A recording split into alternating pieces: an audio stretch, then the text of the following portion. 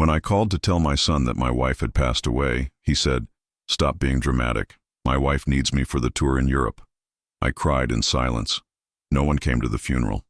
When the lawyer told me about the inheritance, "I'm glad to have you here. Follow my story until the end and comment the city you're watching from, so I can see how far my story has reached. My name is Stephen, and I'm 62 years old. 3 days ago, I made the hardest phone call of my life, and the response I got changed everything I thought I knew about family. Margaret had been sick for months. The doctor said it was her heart, but I knew better. She was tired of fighting, tired of hoping that our son Marcus would call, tired of pretending that his wife Sophia's coldness didn't hurt her. When she passed away Tuesday morning at 6:47 a.m., I held her hand and promised her I'd try one more time with Marcus. I waited until that afternoon to call him. My fingers shook as I dialed his number, the same number I'd called for birthday wishes and holidays, the same number that rarely answered anymore. "Dad?" His voice sounded annoyed, like I was interrupting something important. "Marcus, I need to tell you something." I took a deep breath, trying to keep my voice steady. "Your mother passed away this morning." The silence on the other end felt endless. I could hear music in the background, laughter, the sound of people having a good time. "Dad, stop being so dramatic," he said finally. "Sophia needs me for the European tour. We're in Paris right now, and tomorrow we're going to Rome. Mom's probably just having one of her episodes again." My heart stopped. "Marcus, she's gone. Margaret is dead." Another pause. Then I heard Sophia's voice in the background, sharp and impatient. "Who is it? We need to leave for dinner." "Look, Dad," Marcus said, his tone shifting to that patronizing voice he'd used since he married Sophia 5 years ago. "I can't deal with your drama right now. We planned this trip for months. Mom will understand." The line went dead. I sat there in our kitchen, the same kitchen where Margaret had made breakfast every morning for 35 years, staring at my phone. My chest felt hollow, like someone had reached inside and pulled out everything that mattered. I called him back, straight to voicemail. I tried texting, "Your mother died this morning. Please come home." No response. That evening, I sat next to Margaret's body at the funeral home. The director, a kind woman named Mrs. Chen, asked about arrangements. "How many people should we expect?" she asked gently. I looked around the small viewing room. "Just me," I said. She frowned. "What about other family members? Children?" "My son is traveling in Europe," I said, the words tasting bitter in my mouth. "He can't make it." Mrs. Chen's expression softened with the kind of pity that made my skin crawl. She'd probably seen this before, but that didn't make it any less humiliating. The next 2 days passed in a blur of phone calls to distant relatives who barely knew Margaret, to her few remaining friends, to neighbors who expressed their condolences, but had busy lives of their own. Thursday morning, the day of the funeral, I woke up hoping against hope that Marcus would walk through the door, that somehow he'd realize what he'd done and come home to say goodbye to his mother. I put on my best suit, the navy one Margaret had bought me for our anniversary 2 years ago. She'd said I looked handsome in it. I drove to the funeral home with the radio off, my hands gripping the steering wheel so tight my knuckles turned white. The chapel was nearly empty. Mrs. Patterson from next door came, along with her husband. Margaret's old co-worker Janet showed up with flowers. The mailman, Rodriguez, stopped by during his route because Margaret always gave him homemade cookies at Christmas. That was it. 5 people, including me, to say goodbye to a woman who had spent her entire life taking care of others. I sat in the front row, looking at Margaret's casket covered with the pink roses she'd always loved. The pastor, someone we barely knew because we'd stopped going to church years ago, spoke about eternal rest and God's plan. His words felt hollow, meaningless. When it was time for eulogies, I stood up on shaking legs. My voice cracked as I talked about how Margaret made the best apple pie in the county, how she'd stayed up all night when Marcus had pneumonia as a child, how she'd worked 2 jobs to help pay for his college education. I didn't mention that Marcus wasn't there. Everyone could see the empty seats. After the service, as the few attendees offered their condolences, I kept checking my phone. Nothing from Marcus. Not even a text. At the cemetery, I watched them lower Margaret into the ground. The sun was shining, which felt wrong somehow. It should have been raining, gray, as empty as I felt inside. Mrs. Patterson squeezed my shoulder. "She was a good woman, Stephen. She loved that boy of yours more than anything." I nodded, not trusting myself to speak, because that was the worst part, wasn't it? She had loved Marcus more than anything, and he couldn't be bothered to come home for her funeral. That evening, I sat in our living room surrounded by sympathy flowers and casserole dishes from neighbors. The house felt enormous and suffocating at the same time. Every corner held memories of Margaret, but also the echoing absence of the son who should have been there to share this grief with me. I picked up my phone one more time and dialed Marcus's number. This time he answered. "What now, Dad?" "The funeral was today," I said quietly. "Oh." A pause. "How did it go?" "How did it go?" I almost laughed at the absurdity of the question. "Your mother was buried today, Marcus. She's gone forever, and you weren't here." "Dad, you're being ridiculous. Sophia and I couldn't just cancel our entire trip. Do you know how much this cost?" "Mom would have wanted us to be happy." I closed my eyes, feeling something break inside my chest. "She asked for you. In the hospital, she kept asking when you were coming to see her." Silence. "Marcus, I have to go, Dad. Sophia made reservations at some fancy restaurant. We'll talk when we get back." And just like that, he was gone again. I sat there in the gathering darkness, surrounded by the debris of a life Margaret and I had built together, and realized something that maybe I'd been avoiding for years. I was completely alone.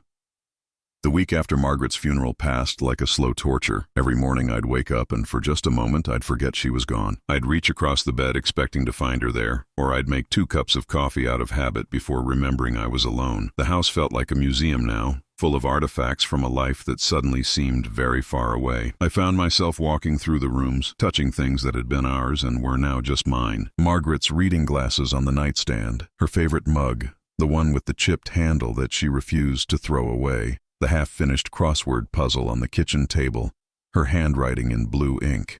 I couldn't bring myself to move any of it. 3 days after the funeral, I finally worked up the courage to go through Margaret's things. I started with her dresser, thinking it would be easier than her closet. In the top drawer, beneath her jewelry box, I found a photo album I'd never seen before. The leather cover was worn soft, and when I opened it, my breath caught. It was full of pictures of Marcus from when he was little. Not the formal school photos or birthday pictures we kept in the living room, but candid shots Margaret must have taken when I wasn't looking. Marcus at age 4, covered in mud from the backyard, grinning with missing front teeth. Marcus at 7, fast asleep on the couch with our old dog Rex. Marcus at 10, helping Margaret plant tomatoes in our garden, his face serious with concentration. I sat on the edge of the bed, turning page after page, remembering the boy he used to be. The kid who would run to me when I came home from work, who would beg me to read him one more story before bed. The teenager who was embarrassed by us but still came to family dinners without complaint. When had that changed? When had my son become someone who couldn't be bothered to come home for his own mother's funeral? I knew the answer, even if I didn't want to admit it. It had started when he met Sophia. Marcus was 28 when he brought her home for the first time. She was beautiful in that polished, expensive way that made you feel underdressed in your own house. She had perfect blonde hair, perfect teeth, perfect manners. She called us Mr. and Mrs. Morrison, even after Margaret insisted she use their first names. But there was something in her eyes, a calculating coldness that made me uncomfortable. Margaret noticed it too, though she tried to hide her feelings. "She's lovely," Margaret had whispered to me that night after they'd gone back to his apartment, but I could hear the doubt in her voice. "You don't like her," I'd said. Margaret was quiet for a long moment. "I just hope she makes him happy." It wasn't an answer, but it was all I needed to hear. The changes in Marcus were gradual at first. He started visiting less often, always with excuses about work or social obligations. When he did come around, Sophia would sit quietly, checking her phone or making polite conversation about things that didn't matter. She never asked about our lives, never seemed genuinely interested in getting to know us. But Marcus was infatuated. He hung on her every word, changed his clothes to match her taste, started talking differently. He'd always been a little materialistic, but with Sophia, it became an obsession. Suddenly, our house was too small, our car too old, our lives too simple.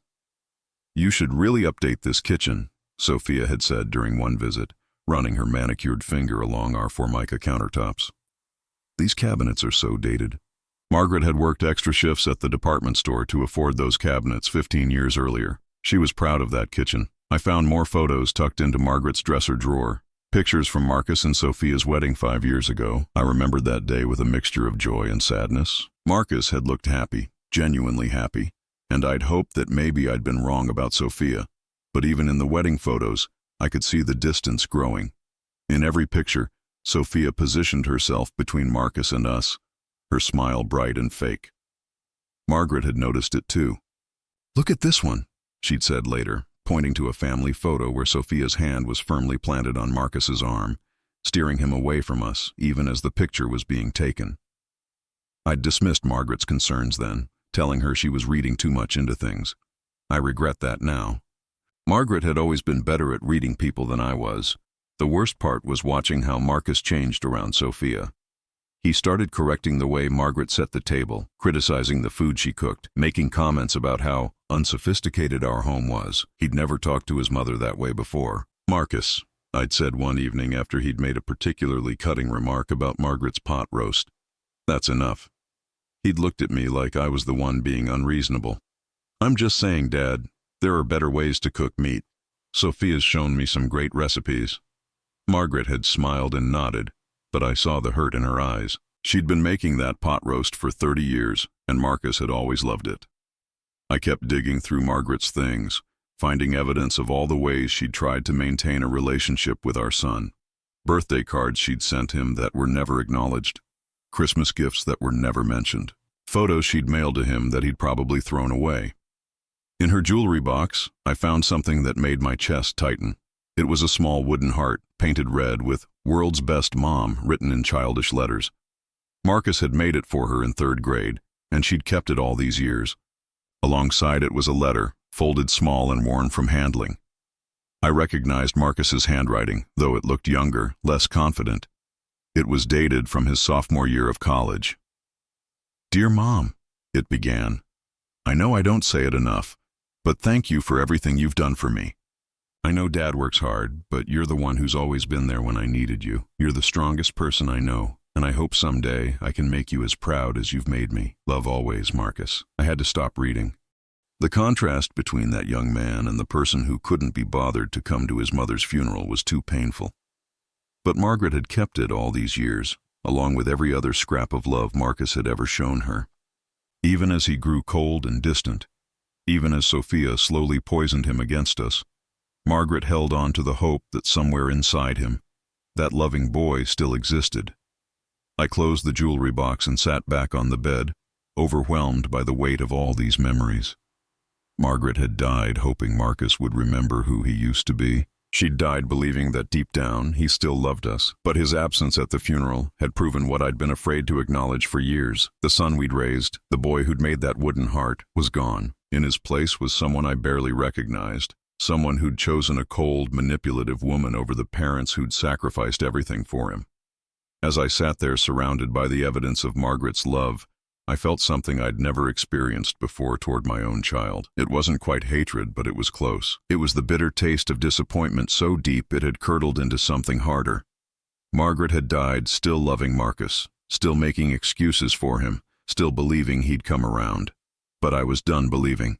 Some things, once broken, can't be fixed, and some sons aren't worth the pain they cause.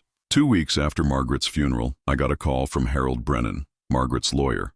I didn't even know she had a lawyer. "Mr. Morrison," he said, in that careful voice lawyers use when they're about to tell you something significant, "I need to schedule an appointment with you to discuss your wife's estate." Estate. The word sounded too grand for what Margaret and I had. We owned our house, had some savings, a couple of old cars. Nothing that required a lawyer. "I think there might be some mistake," I told him. "We don't really have an estate, just the house and a small savings account." "Mr. Morrison," he said gently, "I think you'll want to come in. There are some things about your wife's financial situation that might surprise you." I made the appointment for the following Tuesday. I drove to his office in downtown, a modest building that didn't look like the kind of place rich people would go. Harold Brennan was a small man in his 60s with kind eyes behind wire-rimmed glasses. "Please sit down," he said, gesturing to a chair across from his desk. He opened a thick folder and looked at me with an expression I couldn't quite read. "Mr. Morrison, how much do you know about your wife's financial affairs?" "Everything," I thought. "We've been married 35 years. We shared everything." "Margaret handled our checkbook," I said. "She was always better with numbers than me, but we didn't have much. I worked at the factory for 40 years. She worked part-time at the department store. We lived simply." Harold nodded slowly. "Your wife was indeed a careful woman with money. More careful than you might have realized." He pulled out a document and placed it in front of me. "Mr. Morrison, your wife owned 4 rental properties in the next county. She also had investment accounts with 3 different firms. and a life insurance policy worth $500,000. I stared at the papers in front of me, the numbers swimming in my vision. That's impossible. I would have known. She inherited the first property from her aunt 15 years ago, Harold explained. Instead of selling it, she fixed it up and rented it out. Then she used the rental income to buy more properties. She was very strategic about it. My head was spinning.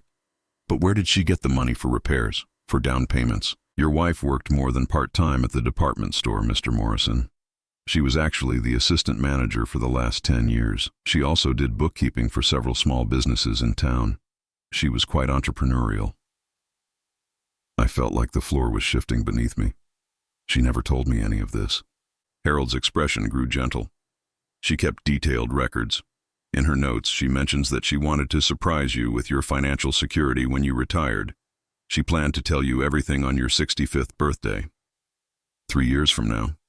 Margaret had been planning to surprise me in 3 years. How much? I asked, my voice barely above a whisper. Harold consulted another document. Total estimated value of all assets, including the house you live in, is approximately $2 million. The room went silent except for the ticking of a clock on the wall.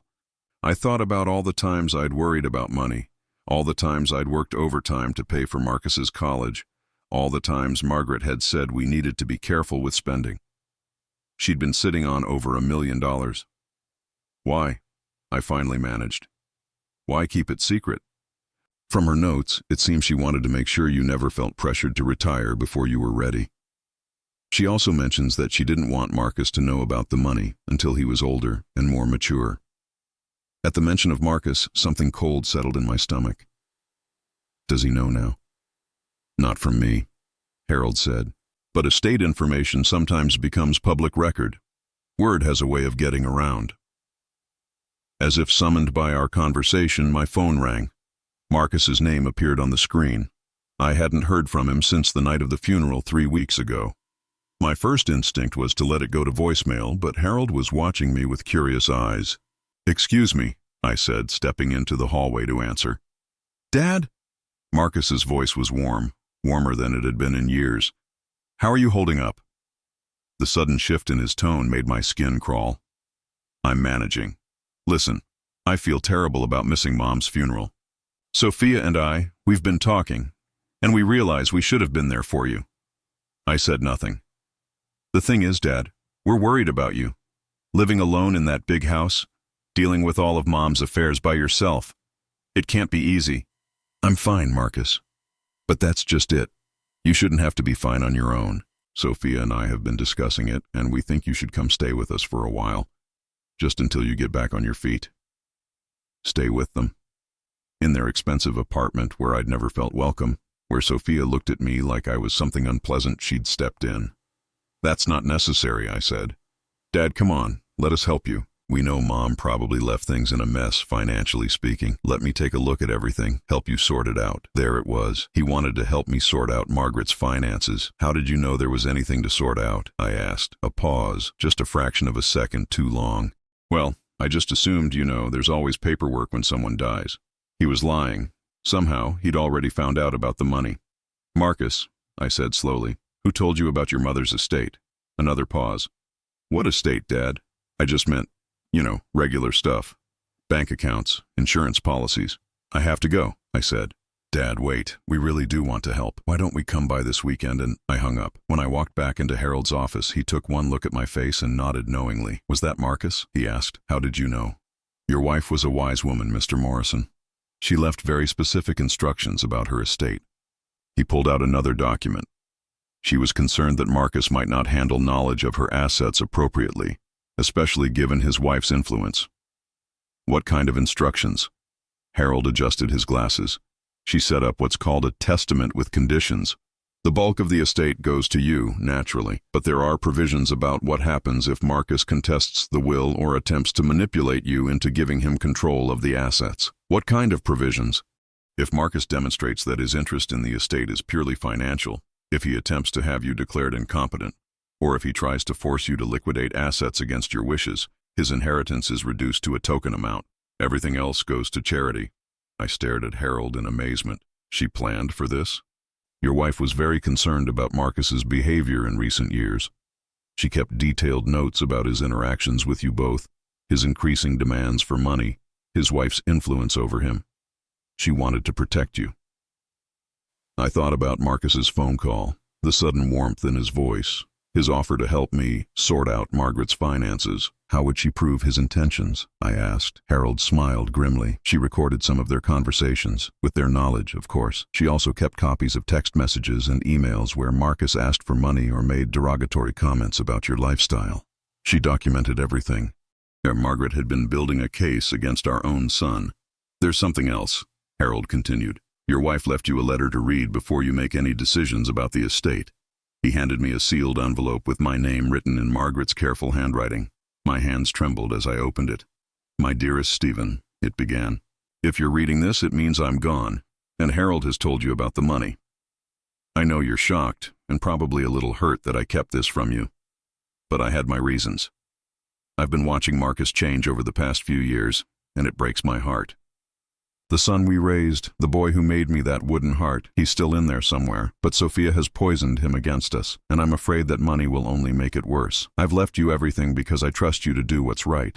If Marcus comes to you with love, with genuine remorse for how he's treated us, then share whatever you think is appropriate. But if he comes to you because he's heard about the money, if he tries to manipulate you or control you, then you'll know what to do. I love you, Stephen. I always have. And I love Marcus too, but I won't let him destroy you the way he's been destroying us. Be strong, be smart, and remember that you deserve to be happy. All my love, Margaret. I folded the letter carefully, my hands shaking. Margaret had known. She'd known Marcus would call, knew he'd try to get his hands on the money. She'd protected me even from beyond the grave. Harold was watching me carefully. What would you like to do, Mr. Morrison? I looked out the window at the street below, where people were going about their ordinary lives, unaware that my world had just completely shifted. I'd like to know exactly what evidence Margaret gathered, I said, and I'd like to understand all the conditions of the will. Of course. As Harold began pulling out more files, my phone buzzed with a text from Marcus. Dad, Sophia and I are flying back this weekend. We want to be there for you. I showed the message to Harold. He shook his head sadly. Your wife was a very perceptive woman, he said. Outside, it started to rain. Marcus and Sophia arrived on Saturday morning. I heard their rental car pull into the driveway, the engine of some expensive sedan that probably cost more than I made in 6 months. Through the living room window, I watched them sit in the car for several minutes, having what looked like an intense conversation. Sophia was gesturing with her hands, her face animated in a way I'd rarely seen. Marcus nodded repeatedly, like a student receiving final instructions. When they finally got out, I was struck by how different they looked. Not different in appearance, but in purpose. There was something predatory about the way they walked up to the front door, like hunters approaching wounded prey. I opened the door before they could knock. Dad! Marcus's voice was loud, overly enthusiastic. He wrapped me in a hug that felt rehearsed, holding it just long enough to seem genuine but not long enough to be comfortable. Stephen, Sophia said, stepping forward with a sympathetic smile that didn't reach her eyes. We're so sorry for your loss. Margaret was such a special woman. It was the first time in 5 years she'd called Margaret by name instead of your wife or Marcus's mother. They came inside and I noticed how their eyes moved around the room, taking inventory. Sophia's gaze lingered on Margaret's antique china cabinet, the grandfather clock that had been in my family for generations, the landscape paintings Margaret had collected over the years. The house looks exactly the same, Marcus said, settling onto the couch where he used to watch cartoons as a child. It's comforting in a way. Sophia sat beside him, her posture perfect, her hands folded neatly in her lap.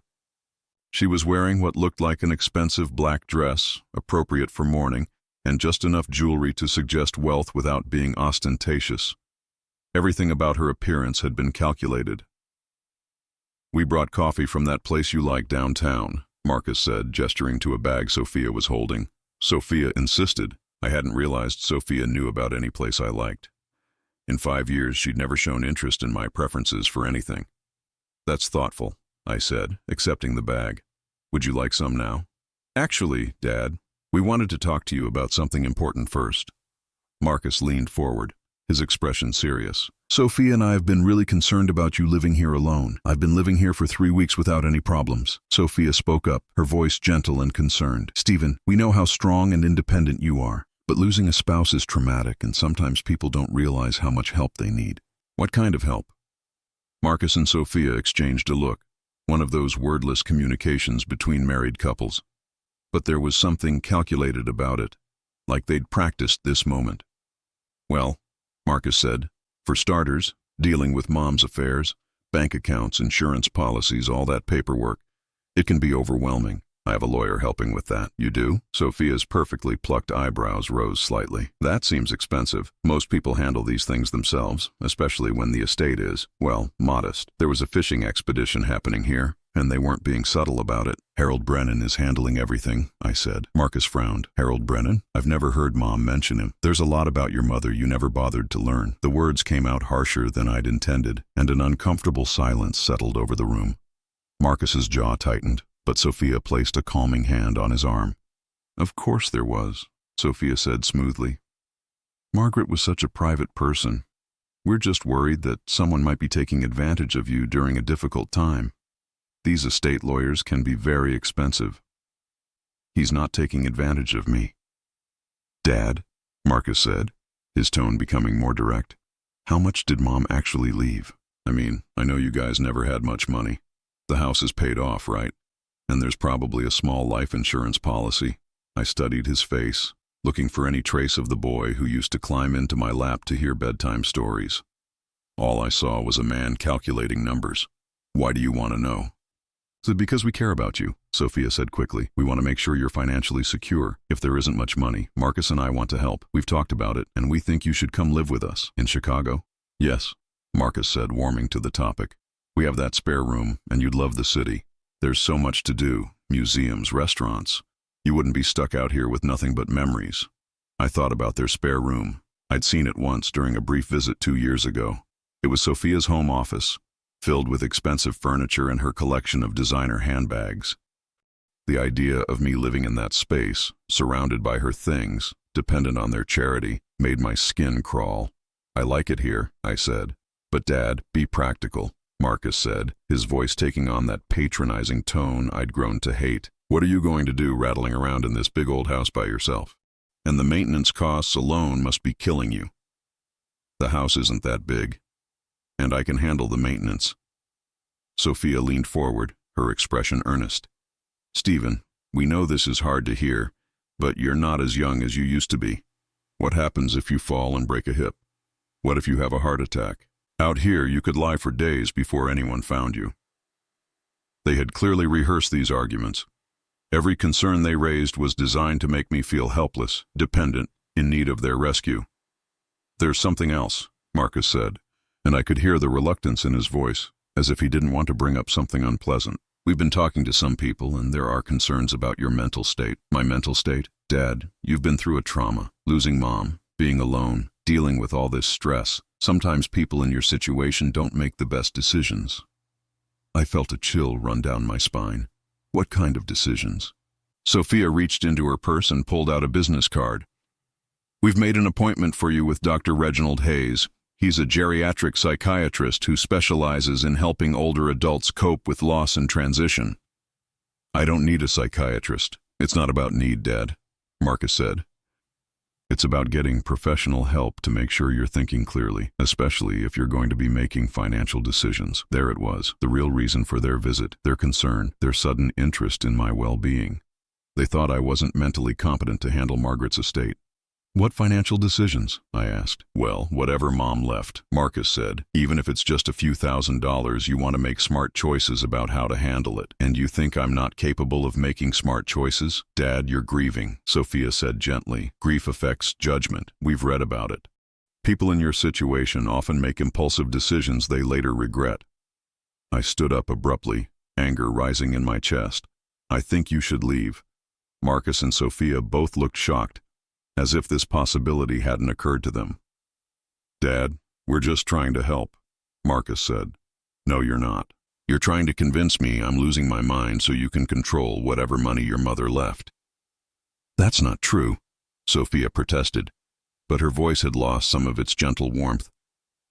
We're genuinely concerned about your welfare."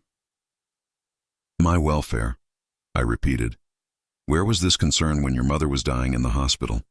Where was it when she was buried? You couldn't be bothered to cut short your European vacation for her funeral, but now you're worried about my welfare." Marcus's face flushed red. "That's not fair, Dad. We explained about the trip. The timing was perfect," I interrupted. "Because if you'd come to the funeral, if you'd shown even a shred of decency, you might have had some credibility when you showed up here pretending to care." Sophia stood up, her mask of sympathy finally slipping. "Stephen, you're being unreasonable. We flew all the way here to help you and you're attacking us." "Help me with what, exactly?" "You haven't mentioned a single thing about your mother. You haven't asked about the funeral, about her final days, about how she was feeling. All you've done is inventory my house and question my mental competence." Marcus stood too, his jaw set in stubborn anger. "Fine. You want the truth? We heard Mom might have left more money than anyone expected. We're concerned that you don't understand how to handle it and that you're going to make stupid decisions and lose everything." Finally, the honesty I'd been waiting for. "How did you hear that?" Marcus and Sophia exchanged another look, and I could see the calculation happening behind their eyes. "Someone from the lawyer's office mentioned it," Sophia said carefully. "Harold Brennan's office?" We called to ask about the estate," Marcus admitted. "We wanted to make sure you weren't being overcharged for legal services." They had called Harold's office, fishing for information about Margaret's estate. The vultures had been circling before they even arrived. "Get out," I said quietly. "Dad, get out of my house now." Marcus's face hardened, and for a moment I saw something ugly flash in his eyes. "You're making a mistake, Dad. You're going to need us." "No," I said, walking to the front door and opening it. "I really won't." Sophia grabbed her purse and stood, her composure cracking. "This is exactly what we were worried about. You're not thinking clearly, Stephen. You're pushing away the people who love you, the people who love me," I repeated. "Right." As they walked toward the door, Marcus turned back one more time. "Dad, we'll give you some time to cool off, but we're not giving up on you. We'll be back." It sounded less like a promise and more like a threat. After they left, I sat in my living room, my heart pounding from the confrontation. Through the window, I watched them sit in their rental car again, having another intense conversation. Sophia was gesturing angrily, and Marcus was shaking his head. They sat there for almost 10 minutes before finally driving away. I picked up my phone and called Harold Brennan's office. When he answered, I could hear the concern in his voice. "Mr. Morrison, is everything all right?" "They just left," I said. "Marcus and his wife." "How did it go?" I thought about Marcus's calculated concern, Sophia's fake sympathy, their transparent attempt to have me declared mentally incompetent. Exactly the way Margaret said it would. That evening, after Marcus and Sophia left, I couldn't sit still. Their visit had shaken me more than I wanted to admit. Not because of their threats or their obvious greed, but because of how completely they'd misunderstood who they were dealing with. They thought I was a grieving old man, confused and vulnerable, easy to manipulate. They had no idea that Margaret had prepared me for exactly this moment. I went back to Margaret's dresser, the one I'd been avoiding since finding the photo album weeks earlier. This time, I was looking for something specific. Margaret had been meticulous about keeping records, about documenting things. If she'd really been planning to protect me from Marcus, there would be more evidence than just the legal papers Harold had shown me.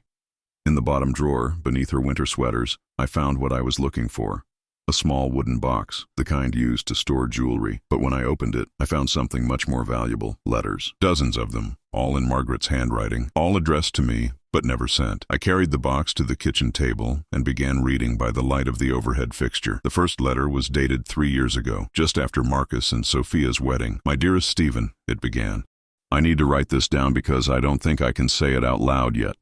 I'm worried about Marcus, the boy we raised, the son we love. He's changing into someone I don't recognize. Sophia has him convinced that we're holding him back, that our simple life is somehow beneath him. Today he told me our house was embarrassing. He said he was ashamed to bring his friends here because the furniture is old and the carpet needs replacing. When I reminded him that this is the house where he grew up, where we made all his favorite meals and read him bedtime stories, he just shrugged and said, "That was a long time ago, Mom. I'm afraid we're losing him, Stephen. And I'm afraid of what he might do if he thinks there's money involved." I set the letter down, my hands trembling. Margaret had seen this coming 3 years ago. The next letter was dated 6 months later. Stephen, I need to tell you about the conversation I had with Marcus today. He called asking for money again, $5,000 this time for some investment opportunity Sophia found. When I told him we didn't have that kind of money to spare, he got angry. He said, "Mom, you and Dad are sitting on a gold mine with this house. You could sell it, move into a nice apartment, and have plenty of money for yourselves and to help your family." I told him we didn't want to sell our home, and his response chilled me to the bone. He said, "Well, when you're older and can't take care of yourselves anymore, Sophia and I will have to make those decisions for you anyway. Stephen, our son is already planning to control our lives. I can't let that happen to you." My blood ran cold. Marcus had been planning this for years, waiting for us to become vulnerable so he could swoop in and take control. I kept reading, letter after letter documenting Marcus's gradual transformation from neglectful son to potential predator. Margaret had recorded phone conversations where he complained about our lifestyle, saved text messages where he made cruel comments about our age and mental capacity, kept copies of emails where he and Sophia discussed our situation as if we were problems to be solved rather than parents to be loved. But it was the last letter that broke my heart. It was dated just 2 months before Margaret died. "My darling Stephen, if you're reading this, then I'm gone, and you're facing Marcus alone. I pray I'm wrong about him. I pray that losing me will wake him up and remind him of the man we raised him to be. But if I'm right, if he comes to you not with love but with greed, then you need to know how far I went to protect you. I've been recording our conversations with Marcus for the past year. I know it feels like a betrayal, but I needed evidence of his intentions. The recordings are in our safety deposit box at the bank, along with copies of all the text messages and emails. Harold has the key and the legal authority to access them if needed. Stephen, I also need to confess something. The money, all of it, I earned it for you. Every rental property, every investment, every dollar was because I wanted you to be secure when I was gone. I wanted you to never have to depend on anyone, especially not a son who sees you as a burden. But there's something else. I've been in contact with a private investigator, someone Harold recommended. His name is Robert Chen, and he's been looking into Sophia's background. What we found explains so much about Marcus's behavior, and it's information you need to have. Sophia has done this before, Stephen. She was married to an older man in California, a widower with money. She convinced him to change his will, then systematically isolated him from his family. When he died 2 years later, she inherited everything. His children tried to contest the will, but Sophia had been very careful to establish legal guardianship, claiming the man was mentally incompetent. The pattern is exactly what she's trying to do with Marcus and you. She marries men with potential inheritance, then manipulates them into cutting off their families and giving her control. Marcus isn't her first victim, and he won't be her last. The investigator's report is also in the safety deposit box. I pray you never need to use any of this, but if you do, don't hesitate. Sophia is dangerous, and she's turned our son into her weapon. I love you, Stephen. Protect yourself. You deserve so much better than what they're planning for you. I sat back in my chair, stunned. Sophia was a professional predator, and Marcus was just another mark. Everything made sense now. Her sudden interest in our family, her systematic poisoning of Marcus against us, her calculated attempts to make me seem incompetent. I reached for my phone and called Harold Brennan's home number. It was late, but this couldn't wait. "Harold, it's Stephen Morrison. I found Margaret's letters. All of them?" "I think so." "Harold, did you know about the private investigator?" "Yes. Margaret asked me to recommend someone discreet. Robert Chen is very good at what he does. Is his report really that damaging?" "Stephen, Sophia Morrison isn't even her real name. She's been married 4 times, always to older men with money, always ending with her inheriting everything while the families are left with nothing. Marcus is walking the same path as her previous husbands." I felt sick. Does Marcus know? I doubt it. Men like Marcus don't ask the hard questions when they're infatuated. But Stephen, there's something else you need to know. Robert Chen is still monitoring Sophia's activities. She's been making inquiries about having you declared mentally incompetent. She's already contacted 3 different law firms about challenging Margaret's will. She's moving fast. She's done this before. She knows the system, knows how to manipulate it. But Stephen, Margaret anticipated this too. The conditions in her will aren't just about Marcus's behavior. They're specifically designed to protect you from exactly what Sophia is planning. What do you mean? If anyone attempts to have you declared mentally incompetent without clear medical evidence of dementia or other cognitive impairment, if anyone tries to force you into assisted living or manipulate you into signing over power of attorney, the entire estate immediately goes into an irrevocable trust. Marcus gets nothing, Sophia gets nothing, and you're protected by a team of lawyers Margaret already paid for. I almost laughed. Even from beyond the grave, Margaret was still protecting me. There's more, Harold continued. Margaret also set up a monitoring system. If you don't check in with my office once a week, or if you seem to be under duress when you do check in, the trust automatically activates. She thought of everything. What happens now? Now we wait. Sophia will make her move soon. Women like her don't like to wait. When she does, we'll be ready. After I hung up, I sat in the kitchen for a long time, surrounded by Margaret's letters. I thought about Marcus, the little boy who used to help me rake leaves in the fall, who used to insist on wearing his father's hat to make himself look older. Somewhere along the way, that boy had been lost, replaced by a stranger who saw me as an obstacle to his inheritance. But as I read through Margaret's letters one more time, I realized something important. Margaret hadn't just been protecting me from Marcus and Sophia. She'd been protecting Marcus from himself. If he went through with their plan, if he tried to have me declared incompetent or manipulated me into giving him control, he would lose everything.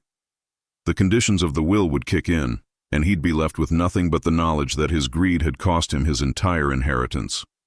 Margaret had given him one last chance to remember who he used to be, to choose love over money, to be the son she'd raised instead of the man Sophia had created. I found myself hoping, despite everything, that he would make the right choice.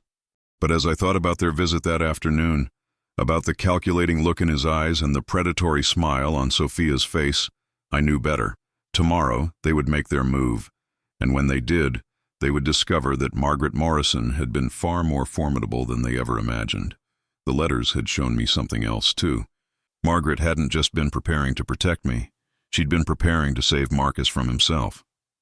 Every condition in the will, every legal safeguard, every piece of evidence she'd gathered was designed to force him to confront what he'd become.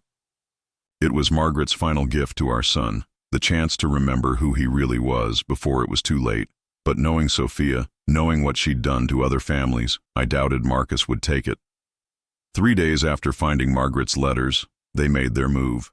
I was having my morning coffee when 2 official-looking cars pulled into my driveway. Marcus got out of the first one, along with Sophia and a man in an expensive suit carrying a briefcase. From the second car emerged a woman with a clipboard and another man who looked like he'd rather be anywhere else. I watched them through the kitchen window, noting how Sophia directed the group like a general positioning troops. She pointed toward different parts of the house, spoke quietly to the man with the briefcase, and checked something on her phone. Marcus stood slightly apart from the group, looking uncomfortable but determined. The doorbell rang, followed immediately by heavy knocking. I took my time answering. When I opened the door, the man with the briefcase stepped forward. "Mr. Morrison, I'm attorney David Walsh. I'm here representing your son Marcus in a matter of grave concern regarding your mental competency and the safety of your person." "Is that so?" Behind him, Sophia was practically vibrating with anticipation. The woman with the clipboard introduced herself as Dr. Sandra Reeves, a geriatric specialist. The uncomfortable-looking man was apparently a social worker named Tom Bradford. "Mr. Morrison," Dr. Reeves said in a practiced, condescending voice, "your son has expressed serious concerns about your ability to care for yourself and make sound financial decisions. We're here to conduct a brief evaluation to ensure your well-being, and if I refuse..." Attorney Walsh cleared his throat. "Sir, we have a court order for a mental competency evaluation. If you refuse to cooperate, we'll have to involve law enforcement." I looked at Marcus, searching his face for any sign of the boy I'd raised. "Is this really what you want, son?" For a moment, something flickered in his eyes. Doubt, maybe, or shame. But Sophia moved closer to him, her hand touching his arm, and whatever had wavered in him solidified again. "Dad, we're doing this because we love you," he said. But his voice sounded hollow, rehearsed. I stepped back and let them in. For the next 2 hours, I endured the most humiliating experience of my life. Dr. Reeves asked me questions designed to make me seem confused and disoriented. She asked me to perform simple tasks, then scrutinized my responses as if looking for signs of dementia. The social worker walked through my house, taking notes about safety concerns and signs of declining self-care. Meanwhile, Sophia made herself comfortable in my living room, her eyes constantly moving, cataloging everything of value. She picked up Margaret's antique music box, examining it closely before setting it down with obvious approval. Attorney Walsh spent most of his time asking me about my finances, my understanding of Margaret's estate, and my plans for the future. Every question was designed to establish that I was either mentally incompetent or financially irresponsible. "Mr. Morrison," he said finally, "are you aware that your late wife left a substantial estate?" "I'm aware." "And do you understand the complexities involved in managing such assets?" "I understand that I have a lawyer helping me. But surely you recognize that someone in your situation, dealing with grief and living alone, might benefit from family assistance in making these important decisions." I looked at Marcus, who was studying his shoes as if they contained the secrets of the universe. "Someone in my situation," I repeated. "You mean someone old and stupid?" "Dad," Marcus said quickly, "nobody thinks you're stupid. We just think—" "What do you think, Marcus?" I interrupted. "In your own words, not whatever Sophia told you to say." His face flushed red. "I think you're not handling Mom's death well. I think you're alone and confused, and I think Sophia and I can help you." "Help me how?" Sophia leaned forward, her voice honey-sweet. "Stephen, we've found a lovely assisted living facility in Chicago. It's very upscale, with wonderful amenities. You'd have your own apartment, but also access to medical care and social activities. You wouldn't have to worry about maintaining this big house or managing complicated financial matters." "And what happens to my house? To Margaret's estate?" "Well," Attorney Walsh interjected, "naturally your son would need power of attorney to handle the sale of the property and the management of your assets. It's a big responsibility, but Marcus is prepared to shoulder that burden for you. The burden of inheriting over $1 million. Poor Marcus." I stood up slowly, feeling every one of my 62 years. "I need to make a phone call." "Dad," Marcus said, anxiety creeping into his voice, "you don't need to call anyone. We can handle everything. I'm calling my lawyer." "That's not necessary," Sophia said quickly. "We're all family here. We can work this out together." I walked to the kitchen and dialed Harold Brennan's number. "Harold, they're here. All of them, just like Margaret predicted. Are you ready?" "I'm ready." When I returned to the living room, Harold was with me, along with Robert Chen, the private investigator, and another man I didn't recognize. "Gentlemen, ladies," Harold said pleasantly, "I'm Harold Brennan, Mr. Morrison's attorney. This is Robert Chen, a licensed investigator, and Detective James Murphy from the Fraud Division of the State Police." The color drained from Sophia's face. "There must be some mistake," Attorney Walsh said, but his voice had lost its authority. Harold opened his briefcase and pulled out a thick folder. "No mistake. We're here because Margaret Morrison anticipated this exact scenario. She documented everything." He spread photographs across my coffee table.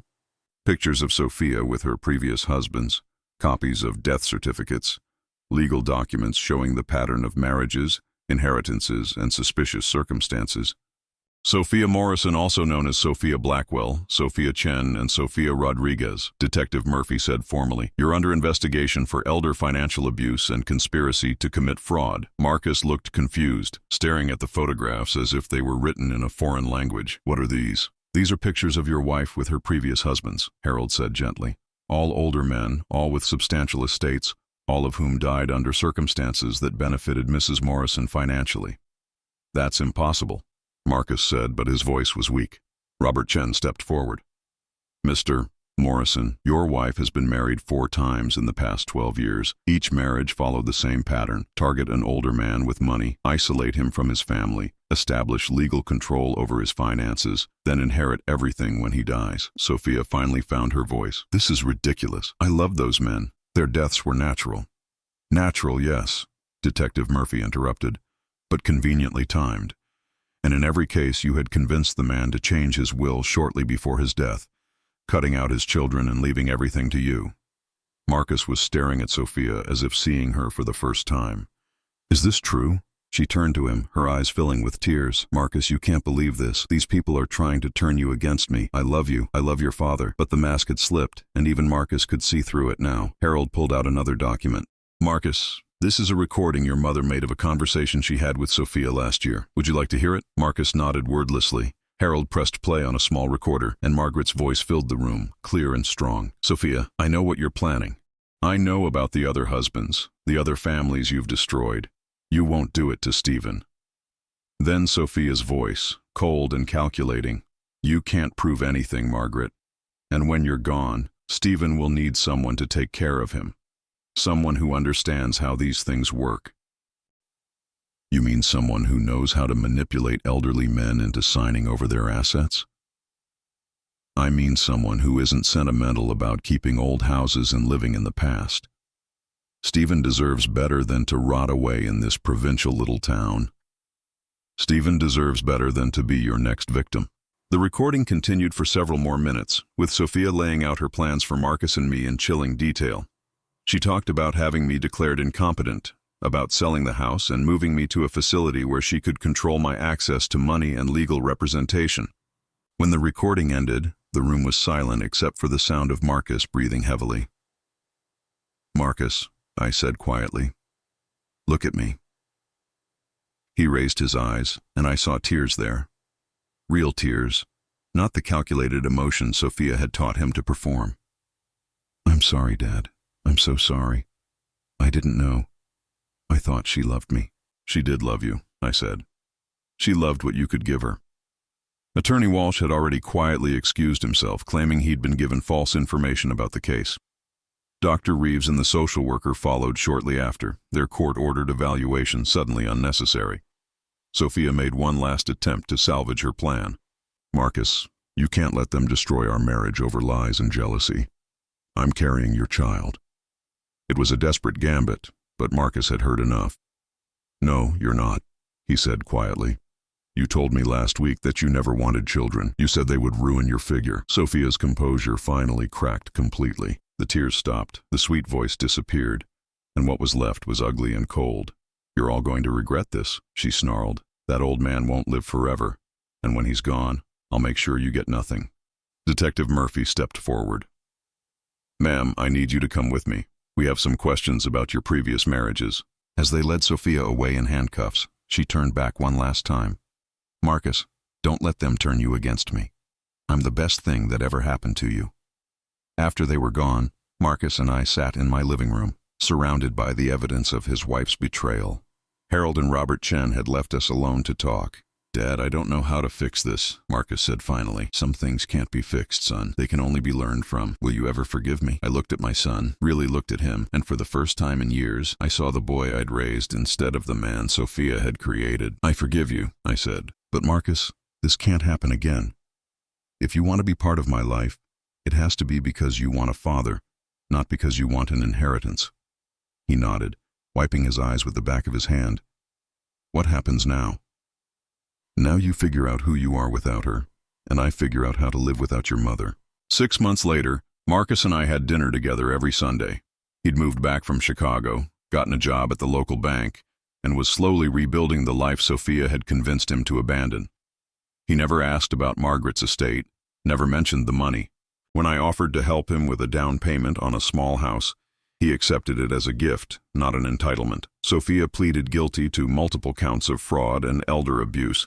She was sentenced to 12 years in prison, and her conviction allowed the families of her previous victims to recover some of their stolen inheritances. I still live in the house Margaret and I shared, surrounded by her memory and the love we built together. I'm not lonely anymore. Marcus visits often, and I've reconnected with old friends I'd neglected during the difficult years. But the greatest gift Margaret gave me wasn't the financial security she'd secretly built for us. It was the knowledge that even in death she was still protecting me, still loving me, still making sure I would never have to face the world alone.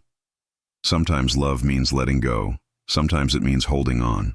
Margaret knew the difference, and she taught me that real family isn't about blood or obligation. It's about choosing to love someone even when they can't love you back the way you deserve. Marcus chose love, finally, and in doing so, he chose to be my son again. That choice made all the difference. Now I'm curious about you who listened to my story. What would you do if you were in my place? Have you ever been through something similar? Comment below, and meanwhile, I'm leaving on the final screen 2 other stories that are channel favorites, and they will definitely surprise you. Thank you for watching until here.